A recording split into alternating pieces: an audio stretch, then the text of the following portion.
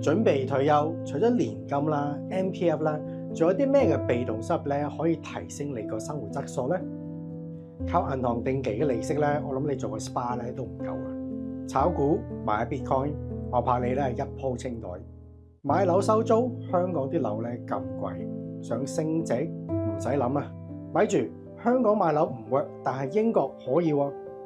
你用香港嘅首期咧，喺英國咧已經可以擁有多個物業，打造一個咧幾萬蚊嘅收租組合。要搞好多手續，唔怕，有我哋幫你。